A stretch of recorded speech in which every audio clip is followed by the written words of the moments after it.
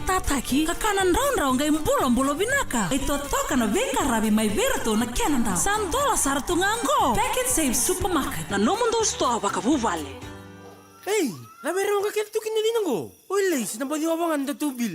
Shh. Go era LED lights kede, era solo talinga. Yung gay? Iko mo rida na non retungan ka din motoka. Oy, ibita ko. Sama Trading Company, tiko kede kina na kena vei matangali. Oi, ngona nga orang madakin na nga ni motoka ubi kilasara. Si kovi keito sar nikoa, ilo toka, nadi kei vale levu. Singa ni sudu na ngauna ni suli loloma. Kei Digicel My Cash, sarau ni wako ilamu mai vanua tani, we numundolu mani ena nondo vanua. Se mani vakadava sarana yao ni vanua, My Cash, sarawa ni onui taka. Rawa ngai totolo na venga ravi. Ena vei ronan raunan dola se sivia e waka mai vanua tani, ena soli wali veiko e 5GB na data. Giri senga ni alani kena ruasanga vul na miniti, na ngiri ki vanua tani me 5 na singa. Ena nomu wako ilavu tarawa, dingi taka na Digicel My Cash. VTFM Surunambelo, K-Total Energies, fuel up for more discount promotion. Yana vuku ni Surunambelo rawan yo nasema tok makina ena kabibi na kenikuwa na Facebook page ni VTFM. Wiki mnina wakanda ni ndopo tok mai ena kabibi na kendenda. Sema tiku mai ena loma ni motoka sio sema tiku mai ena loma ni ena loma ni tolili ena buku ni nomu ndopo tok mai ena kabibi na kendenda isabaku teni na bani ni binaka. Ena wasi ni ngona kabakata nga kina ngoka na ngona abito ko ni kina o Total Energies ena buku ni non fuel for more mileage ena singa binaka ni kuwa kabakata lang kina na vaka vino binaka lebu ve Total Energies ena buku ni non ve toko ni bolitong mai ena loma ni ambaki medha ba mai na tikini singa binaka and then bako teni na bani ni binaka bambulotiko yani ve tina isofa andua patong mai ena singa binaka ni kuwa kabakata lang kina ve kemni na lobebiti ni andua patong mai ena live stream ni VTFM ena kabi binaka and then sabako teni na bani ni binaka ena wasini ngona bakarota ki bekendaru ena singa binaka ni kuwa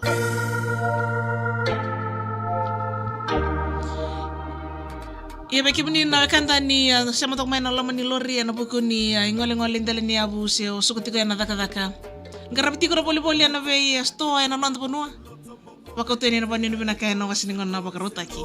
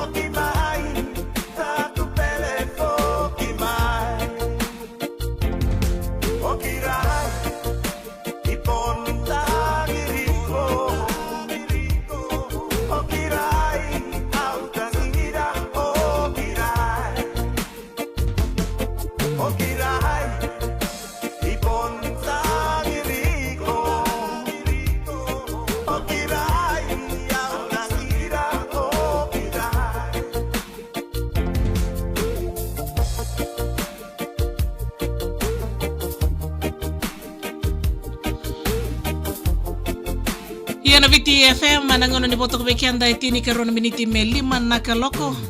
Vambuluti ko yani ve Penny Ravula Drex. Vambuluto yani may Drex may navatu. Kabakatalanga kina ve Tux nga John. Asang ninguleta ve Nesco. Nesco kulan danatu. Ndo boto may na singa binaka ni kuwa.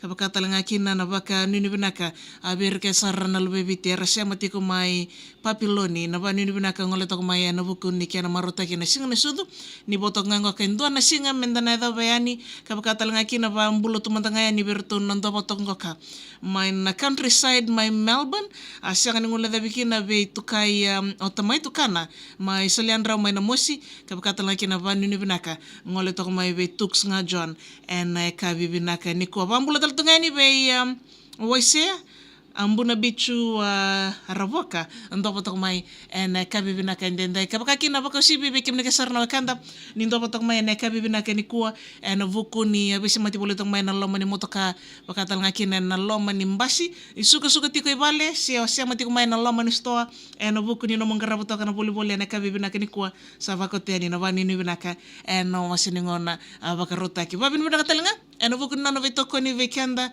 o total energies en loma ni ambaki ngoka en vuku ni no vetoko ni bolitoka en sur nambelo en wasiningono barota ki no bakan romusinga.